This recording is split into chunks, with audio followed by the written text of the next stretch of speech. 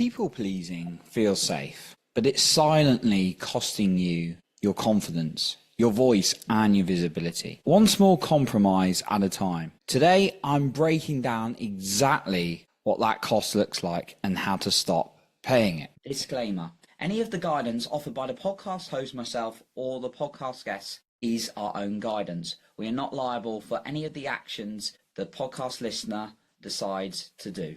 Welcome back to the podcast with me, Johnny Pardo, helping people with a story or message to share, overcome visibility wounds, and confidently use their voice so that it can be seen, heard, and make an impact. I wanted to talk about this today because I know people pleasing has been a big issue in my life, and I know it can be a big issue for many people, holding you back from perhaps sharing your voice, being you, because you're scared of what someone else thinks, what someone else is going to say, what someone else's reaction is going to be. When the truth is, I've realized over time, now I'm going to give you some practical tips, of course, so it's not just me saying a motivational quote. I like practical tools. But the thing is, I've realized that many people are always going to disagree. Not everyone's going to disagree with me, hopefully. You know, I haven't had that where everyone disagrees with me, but I've had people disagree and agree with me. But no matter what I do, even if I tried to people please, people would still be unhappy with sometimes the things I've done or things I've said.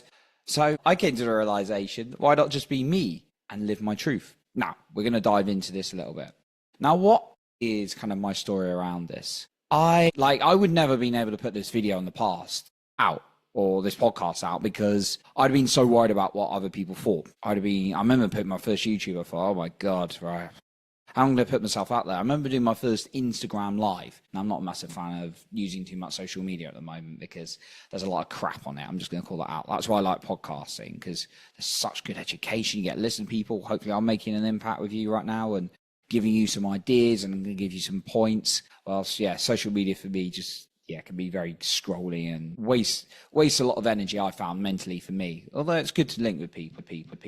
But anyway, I used to be so scared to do anything like that, like an Instagram live or my first YouTube video. I wouldn't ask questions on things I didn't understand. Like I would be, someone say something, they'd be like, do you get it? I'd be like, yeah, when I really didn't. And honestly, I struggle to process things.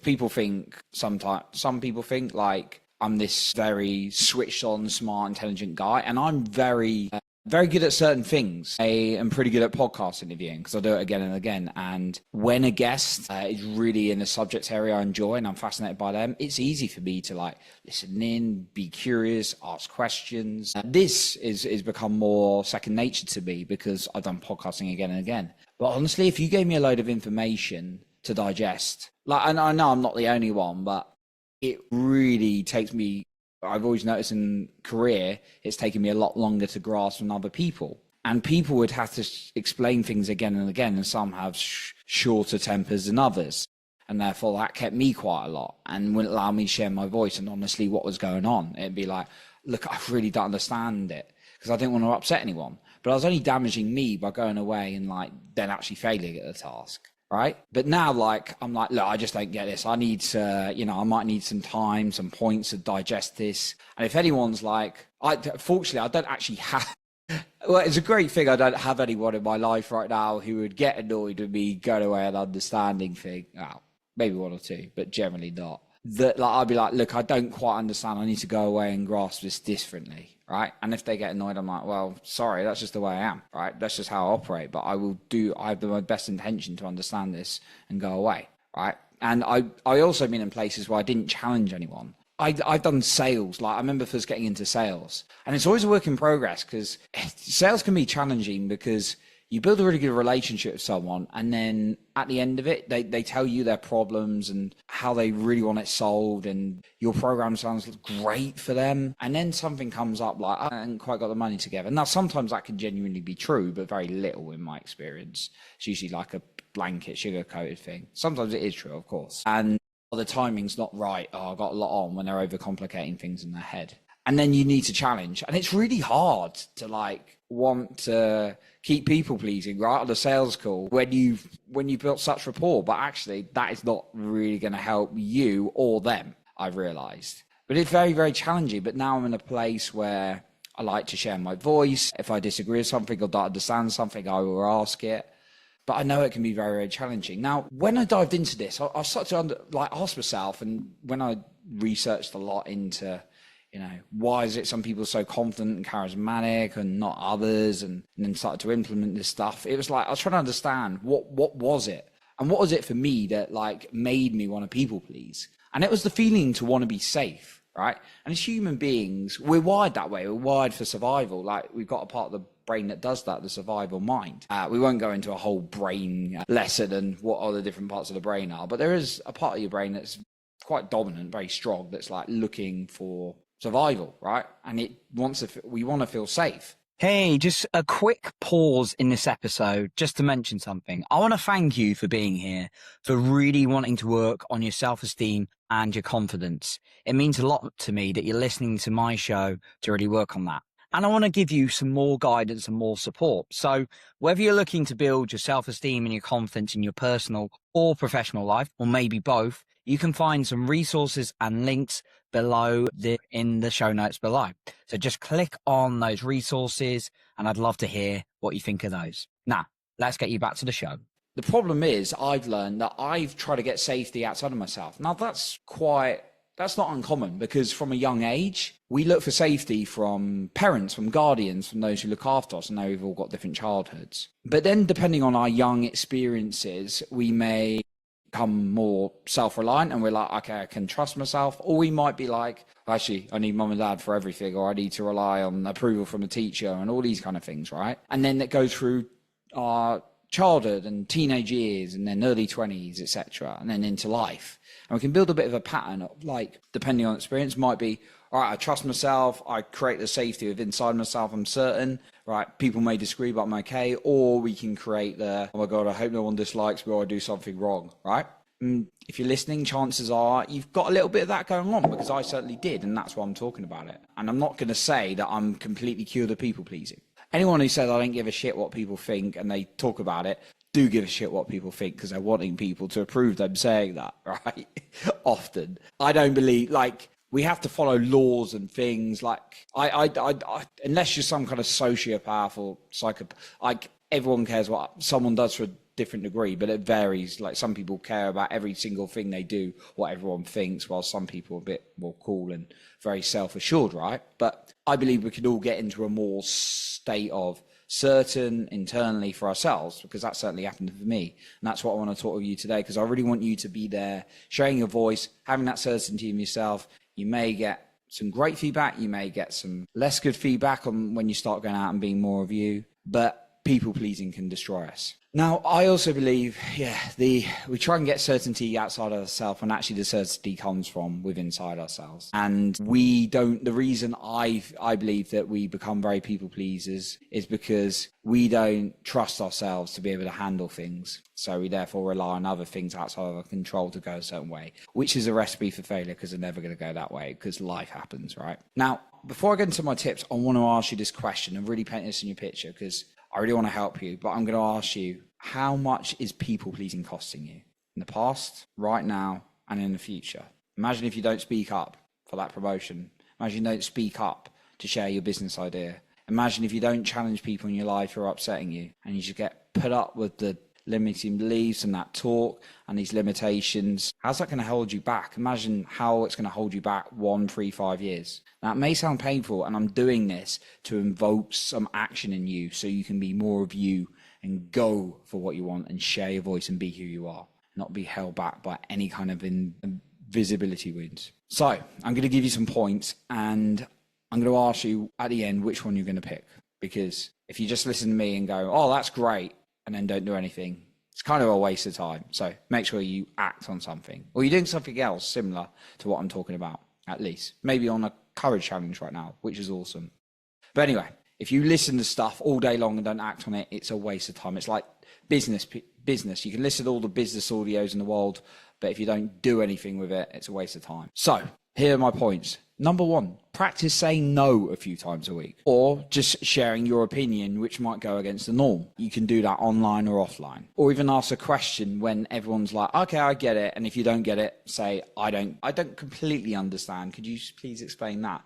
And that counts. The more you can do this, the more you're going to create trust within inside yourself. And trust only comes from doing, I'm afraid. So yeah, you can do meditation, you can shout affirmations all day in a mirror, but if you don't do anything about it, it's not going to change, right? So practice saying no to people, or sharing your opinion, or doing something.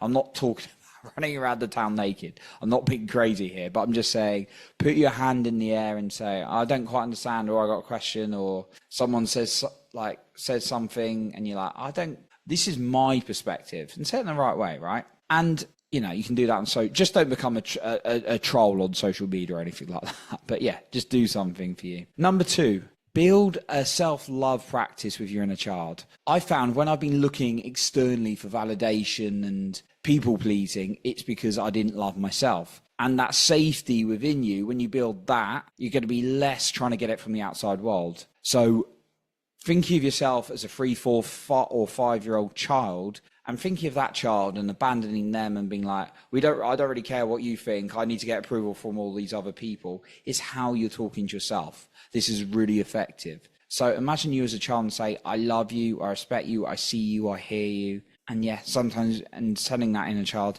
sometimes we're going to say things and do things that people aren't going to disagree, but I'm here for you. I'm here as a safe pillar because I love you. That will build such a strong relationship with yourself that you'll feel more certain within inside yourself that you won't look outside. Yeah, and just look up inner child work as well. That's really, really effective. But you just start 5 minutes a day just talking to the inner child within you. Number 3, this is kind of what I touched on earlier at the start, but I want to keep it as one of the points. You can write this down, say it to yourself, remind yourself every day. Remember, you've got to remember this. When you're a people pleaser, people still won't like you. Some people still won't like you. In fact, they'll probably respect you less. I'll be honest. I found when I'm trying to please people, they respect me less. Especially, we're not necessarily talking about dating, especially in dating. When I try to please a woman, yeah, it completely turns off their attraction. Almost.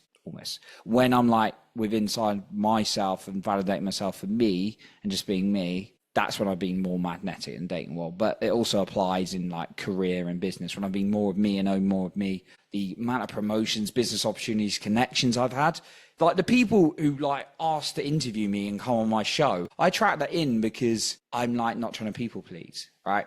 But anyway, going back to my point, remember, even when you try to people please, people still won't like you. But also when you're you, there's going to be some people who don't like you, but there's also people who are going to like you.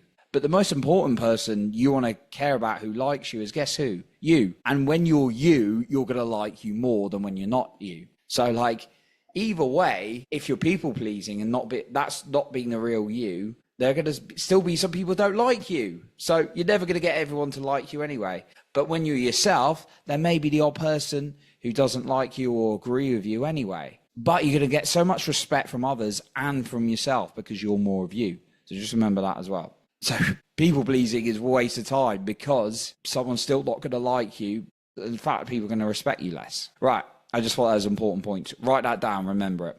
You can even put a timer on your phone to read it several times. I have things on my phone that I do several times a day to remind myself to read things, feel things in certain ways. This would be also something to write down. A bit of an exercise I found useful. Bear with me on this one. Write down the worst case scenario and best case scenario. Say you're thinking of a situation, and I'm going to use an example for this. Say I'm on a sales call, and I really want to share my voice, what's coming up for me, because I want to help this person who's getting very nervous because they're going through a change, which happens a lot because people come up with all sorts of, if by the way, I'm always a service-based salesperson. You can believe that or not. But if something's not right for someone, I've had no problem in telling people it's not right for them, and I would not spend their money if it's not right, right? But there's a lot of people, and I've had to work through this a lot, and it's still a work in progress, who will come to a call and be like, I'm all up for it, I'm all this, and then they get nervous around the price, even though they can afford it. They're just nervous about the change or whatever, all sorts of excuses. And then they come up with very logical things. Oh, it's not the right time. And I have to speak my truth. So I'm going to use sales as an example here. What's the worst case scenario and what's the best case scenario if I challenge someone and speak up being me, go against that people pleasing? Write this down for whatever situation for you. The worst case scenario is someone starts shouting at me because their insecurities are coming to the surface. Now, I'm not attacking them. I'm just sharing a mirror on what I've heard. And people don't like a mirror sometimes. And then the worst, and maybe they complain to the company. But if you're working for a good company, they'll know you're healthily challenging them, right? I mean, I did this once I've done this multiple times, but I remember just like sharing it to someone who just couldn't make up their mind on what they were doing with life. And I went like, okay, no need to do this, but I'm just going to be honest with you right now. You need to make a decision because you're all over the place. And that's what I'm getting. You're telling me you're doing this and this and this. And they were like, I guess so. I am a bit. And then I was like, okay, like, I really enjoyed talking to you. You know, you've got some guidance here. Just feel what's true for you. You know, I'd get out of this analytical mind a little bit, really spend some time, space for you, deciding what you want and move. And then she's like, great, thank you, appreciate that. 20 minutes later, I get a message from the owner of the company saying, I just got a message from someone saying they just told me they're on a sleazy sales call where they felt hurt. That's, again, someone's insecurities coming through. And the owner knew like who I was and my integrity and trying to help someone. She knew that, but like, that's the worst case scenario. Someone gets a bit upset because in sales, like, you know, we're talking ethical, service-based, trying to help people. Right. The best case scenario is like, not even talking about a sale, but I make an impact on that person and they're like, oh, wow. And actually, even that case, it made her think twice for her future, right? Even if the wounds come up. I've had that multiple times as well. Like, sometimes it happens when you challenge people. And then the best case scenario, you allow someone to make a transformation. Like, they go through and they're like, oh, wow, you really called me out and you saw my blind spots and you held up that mirror. You're really honest. I really appreciate you. And yeah, I do really need this, you know, and you help someone's life, best case scenario. And you feel good about you because you're living your truth. And that is the best thing, I think, by being authentic. So write down worst case scenario, best case scenario from challenging people. Because the worst case is usually not that bad. It is not like, we don't live in tribal times like thousands of years ago where you kicked out the tribe and you're going to die. But our brain sometimes thinks so. So you have to teach it, what is the worst case scenario? If someone shouts at you, but ask yourself, are you going to die? No. Like, obviously, in this lifetime, you understand that there's some point we're going to move out of this current thing we call life. Yeah, you get that. But you're not going to die from the scenario like 99 times out of 100, right? But then the best case scenario is really good. So when you start writing down on paper and realizing that, I think that really helps me. So like, what's the worst case scenario of being myself and not people pleasing? What is the best case? And it's epic, right? So those are my points. Which one are you going to implement? Even if it's just like reading it out and then acting on it daily, right? So 1, practice saying no a few times a week. 2, building a self-love practice with yourself, safety of inside yourself. 3, remembering the fact that either way, if you people please or not, people are still going to like you and not like you, but you might as well be liked for who you are. So there you go. And you're going to respect yourself more and you get more respect from others when you're more of you. And then number 5, write out the worst and best case scenario. So you can actually see your crazy survival mind for what it is. And it's not that bad, right? Okay, so that's what I got for you today. I really appreciate you for being here. And remember this, to share your voice by leading with your heart and not with fear. Thank you so much for listening today. It means the world to me. And I really want to add value to you to help you boost your self-esteem, your confidence, your trust inside yourself to move forward. And I have some more for you. So if you go into the show notes below this episode, you can find some more resources for your personal or your professional life. So if you want to boost your self-esteem and confidence in your personal and or professional life, you can find those resources linked below this episode in the show notes. Once again, thank you for being here.